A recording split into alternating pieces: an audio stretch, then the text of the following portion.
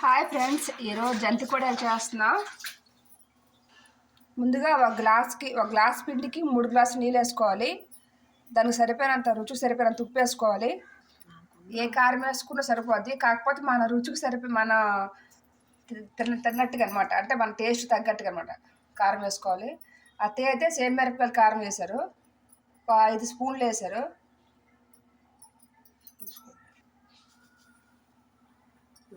నువ్వులు ఒక 5 స్పూన్లు.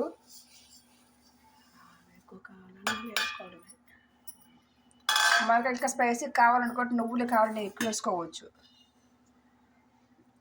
తర్వాత ఒక చిన్న గ్లాసు వరిపిండి తీసుకొని మన అంబళ్ళు ఎలా ఉడకపోసుకుంటామో అలాగ ముందు వేసుకోవాలి. నీళ్ళు వేసుకొని ఇలా పలుచగా చేసుకోవాలి. మనం ఇందులో వామైనా జీలకర్ర అని వేసుకోవచ్చు.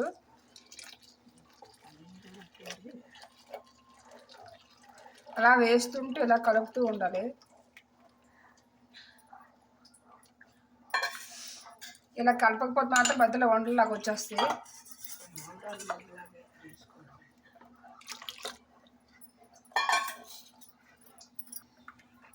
చాలామంది పిండేసి వేస్తారు, కాకపోతే అది వంటలాగా వచ్చేస్తుంది. ఇలా మనం కలిపేసుకుంటే ఇది కొంచెం ఉడికిన తర్వాత మళ్ళీ మనం పిండేసుకొని కొంచెం ముద్దలా చేసుకోవాలి అన్నమాట.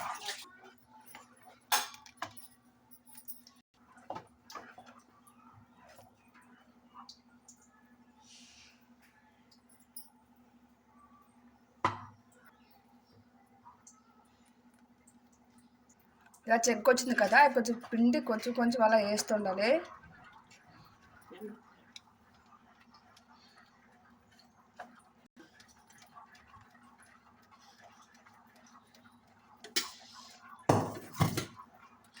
నేనైతే ఇక్కడ 2 గ్లాసులు పిండి తీసుకున్నాను.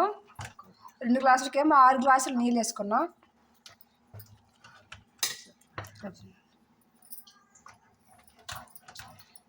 కొంచెం వండలు లేకుండా ఇలా కలుపుతూ ఉండాలి.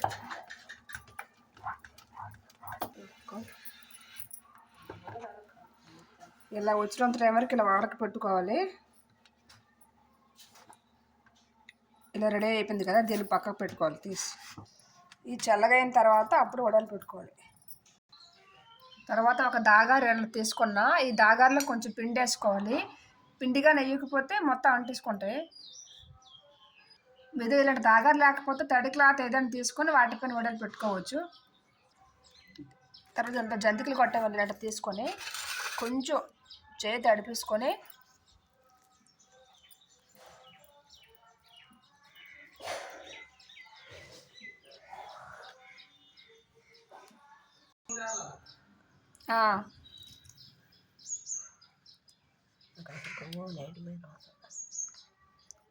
ఇలా జంతికలో వేసుకోవాలి.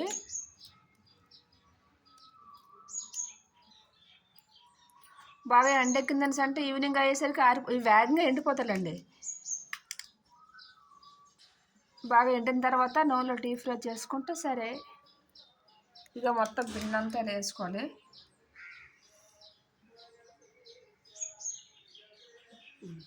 మనకి కావాలనుకుంటే ఇలా చిన్న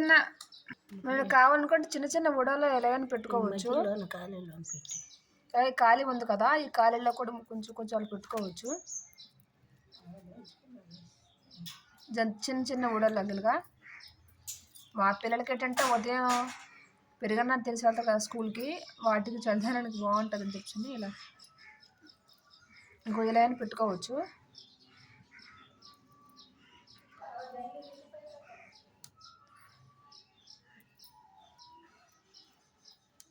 ఇలా మొత్తం పిండి అంతా ఇలా పెట్టుకోవాలి.